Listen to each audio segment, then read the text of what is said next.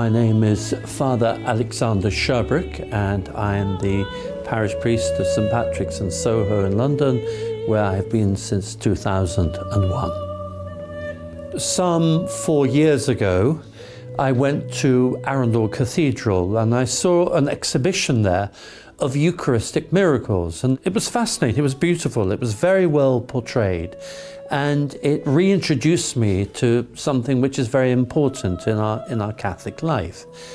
At the time, I didn't think much about how it came to be constructed, but I did see the picture of a young Italian boy, and he had been responsible for this. Anyway, in the last perhaps 6 months, I have become much more aware of this young man who is now known as Blessed Carlo Acutis, and his life and his contribution to the proclamation of the gospel. We haven't had many saints who have been born in London. You can visit the place that Cardinal Newman was born. It's now in the city of London, the heart of the square mile.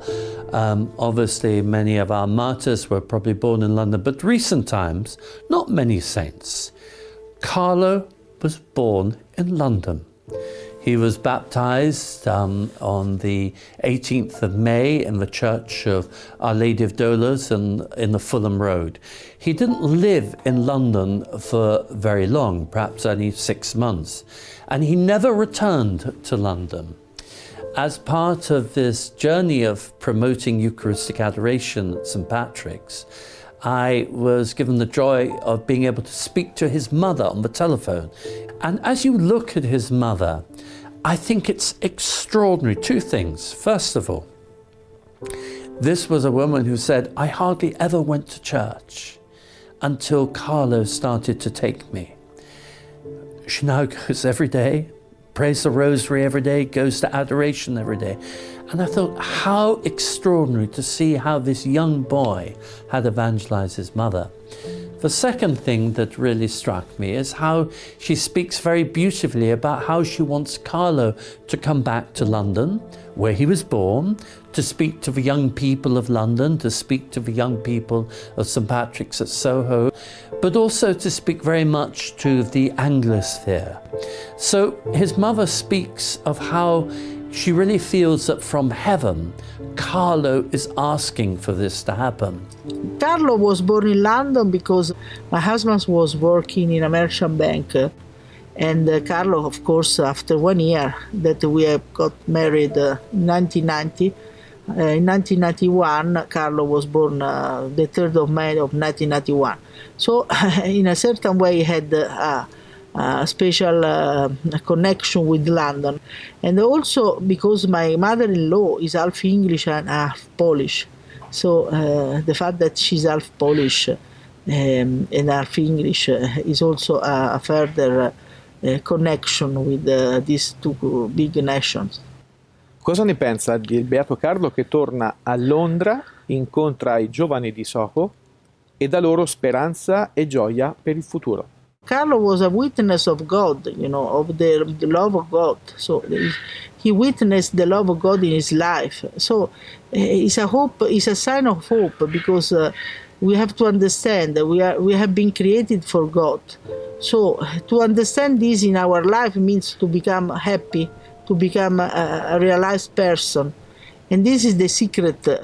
So the fact that he will meet these young people in Soho, in a certain way come back in London, no? Because unfortunately Carlo, after he was born in London, but then he never had the chance to visit when he was grown London, no? So in a certain ways, he returned in London, in England, but beatified. No? It's strange, no? That he didn't return before. But I think it's a sign of his connection with England, because also the exhibition on Eucharistic miracle of Carlo is going around England. So also this, I think, is a big sign. England and United States especially. So I think Carlo has a big connection with the Anglophone countries because probably of his English roots. My grandmother was born in New York. So, I mean, probably this is a big connection. There are many, many things that one could say about him, but I think just from a very personal point of view, I happened to go to Italy just after his beatification in Assisi, and I was able to visit the church of the Spogliamento. That is the church where St. Francis stripped himself of his garments in front of the Bishop of Assisi. Anyway, there you see the open coffin of Blessed Carlo. And as you look at him, you see this very youthful-like young man. He was 15 when he died of leukemia. But as you look at him, you think, this boy I could have met playing a game of football down the road. So he is contemporary. He is fun, he laughs, but also his life was infinitely attractive as you find out more about it. Carlo had a very ordinary life, but like each one of us, if we have every one of us has an ordinary life, but if we allow the absolute to enter inside our life, even an ordinary life can become extraordinary, because when we open the doors to Jesus, to the grace, each life become extraordinary. So Carlo had this merit to have understood that without Jesus we cannot do anything. And the great merit of Carlo is that he really understood this. He used to go each day to the Mass, to the celebration, to nourish himself with the Holy Eucharist, which is the source of love, the source of our sainthood, because in the Blessed Sacrament we have the real presence of God. So when we eat the Eucharist, because Jesus transforms us, Jesus make us always more similar to Him. So this is very important, because Jesus wants our free will. So He doesn't want to oblige us to become to love Him. But when we open ourselves, we open our doors to Jesus, He can do fantastic things. So Carlo had this merit. And of course, like Saint Teresa of Jesus, the little Teresina, no? She used to say that she wanted at the beginning to do many things. She wanted to become a missionary. She wanted to go there and to do this. But she understood that the most important thing is to love. The love.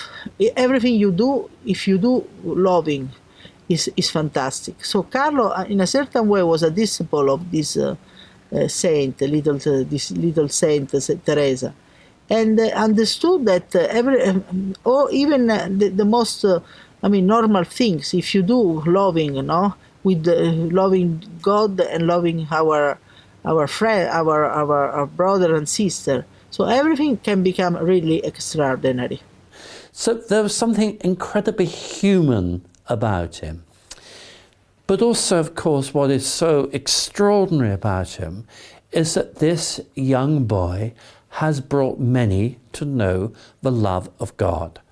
And what was absolutely central to Blessed Carlo is the call before anything else to love God, and to love God in Eucharistic adoration. And through that basic encounter, that dialogue, that meeting, then we come to know who we truly are. When we are created at the beginning of time, we believe that we are created as individuals, our own beauty, our own character, our own definition, if you like. And many of the forces of our modern world want to coerce us into being the same, the herd mentality, the group mentality. And as a result, it becomes much more difficult to establish your personal identity with God.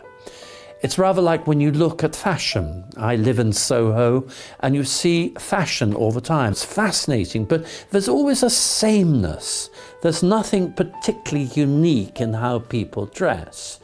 And that speaks very powerfully of how coercive fashion and group and herd mentality is, which takes us away from the gospel. And it is that individuality that God gives us and that so much of the world wants to destroy. Carlo, through his apostolate of spreading Eucharistic adoration, of the Eucharistic miracles, is an extraordinary sign for our times. Carlo used to say that the Eucharist is my highway to heaven. And he understood that in the Eucharist there is really the source of the grace, because the Eucharist, in the Blessed Sacrament, there is the real presence of God, no? And God promised us, Jesus promised us in the Gospel, I will be with you till the end of the world. And he maintained this promise. He stays with us. But we know for the faith that here there is in the consecrated host, there is the real presence of God. It's not a symbolic presence. It's not a sign of his presence, but it's the real presence of God. So that is incredible. For Carlo, was incredible. Carlo used to live his life at the presence of God, each minute of his life. So this was the extraordinary of Carlo. One of the greatest joys of my priesthood, and also as a seminarian, is that I was able to have spent much time with the Missionaries of Charity, and in particular before she died with Mother Teresa of Calcutta, both here in London, in Rome, and most significantly in Calcutta. And being with her, in one particular case for a concentrated 2 weeks, I was able to watch her very closely. And I always remember watching her that all the time she was fixated to know where the Blessed Sacrament was.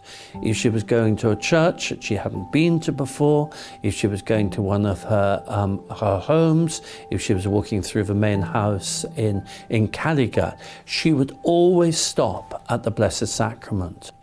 So she was absolutely obsessed by allowing Jesus to work through her.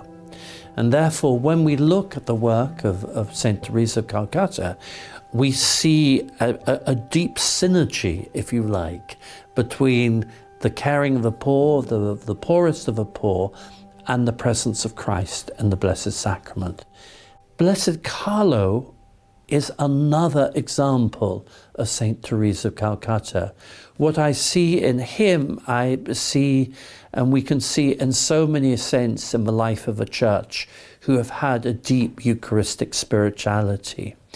It is through being with the Blessed Sacrament, being with Jesus, that the two fall in love with each other.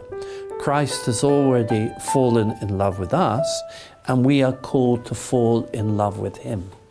And it is through that intimacy, if you like, what Mother Teresa used to say, she talked about cleaving to Christ, becoming literally the spouse of Christ. And when Carlo meets God in that Eucharistic moment, he then takes him into the marketplace. And that is the work for us as Christians in this time, more than ever.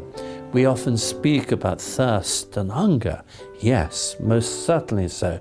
People have a deep thirst for Christ without necessarily knowing it. But when we meet him, we know that we've met beauty. Anyway, the new evangelization, that call to introduce other people to Christ. St. John Paul II very deliberately put Our Lady of Guadalupe as the light of a new evangelization. Also, she is, of course, the patroness of the sanctity of life. And the two great challenges, perhaps before us, enshrined in that, is how do we speak more persuasively to the people of our time, and particularly young Christians, of the call to uphold, to support, to promote the sanctity of life, because that is being questioned at so many parts of the secular debate. But secondly, that call to speak to others of Christ, the new evangelization. Now that can be done by wonderful programs and strategies, but ultimately it is about conversing with someone in the street, someone at the bus stop, someone in the cinema, and say, do you know Christ? Do you want to come into a personal relationship with Christ? Now, more than ever, with the darkness in many ways that we have been living through, we need to proclaim the light, the joy, and the peace that is knowing Jesus Christ.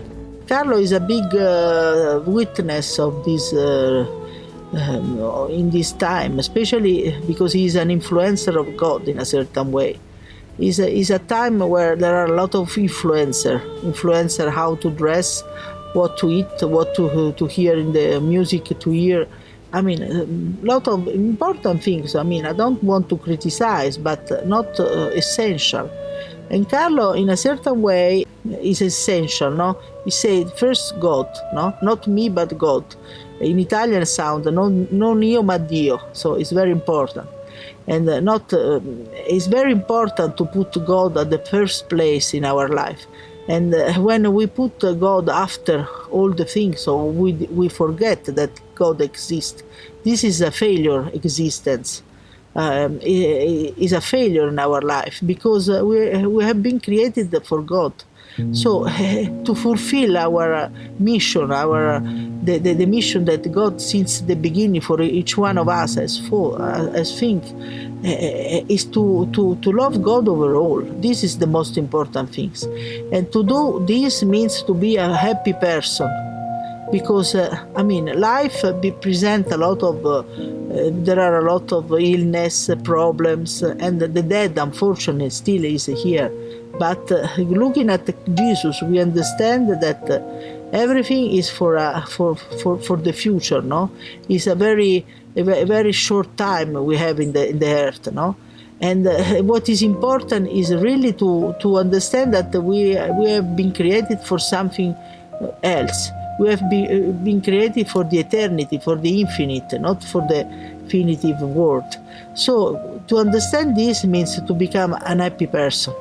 I hope that this presence of Carlo in England will be helpful and will help this person to understand that the grace of God is among us. Through the sacrament, God decided to give us His grace. And to live these sacraments means to approach ourselves in a source of grace, because really God is always with us. This is what Carlo understood and what he lived and witnessed to the world. Thank you for everybody. I ensure you my prayers and ask you also to pray for the canonization of Carlo. Sono destinata a morire.